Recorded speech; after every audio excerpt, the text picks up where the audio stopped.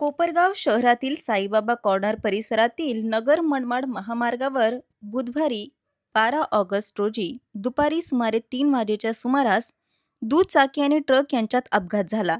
या अपघातात दुचाकीस्वाराचा मृत्यू झाला. मिळालेल्या प्राथमिक माहितीनुसार अशोक तुकाराम भवर राहणार शिवगे हे MH17Y3241 क्रमांकाच्या दुचाकीवरून शिर्डीच्या दिशेने जात होते. त्याचवेळी RJ11 GC 1699 क्रमांकाच्या ट्रकसोबत त्यांच्या दुचाकीचा अपघात झाल्याचे सांगण्यात येत आहे.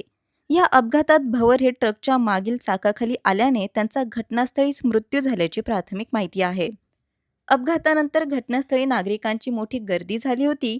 त्यामुळे नगर मनमाड महामार्गावरील वाहतुकीवर काही काळ परिणाम होऊन वाहतूक कोंडी झाली होती. घटनेची माहिती मिळताच कोपरगाव शहर पोलीस घटनास्थळी दाखल झाले. मृतदेह शवविच्छेदनासाठी गृहरक्षक दलाचे जवान अमित खोकले यांच्या रुग्णवाहिकेतून कोपरगाव ग्रामीण रुग्णालयात हलवण्यात आला. दरम्यान हा अपघात नेमका कशामुळे व कोणत्या परिस्थितीत घडला याबाबतची अधिकृत माहिती पोलिसांच्या तपासानंतरच स्पष्ट होणार आहे. या घटनेचा पुढील तपास कोपरगाव शहर पोलीस करत आहेत. संवाद महाराष्ट्रासाठी रवी वागडकर, कोपरगाव.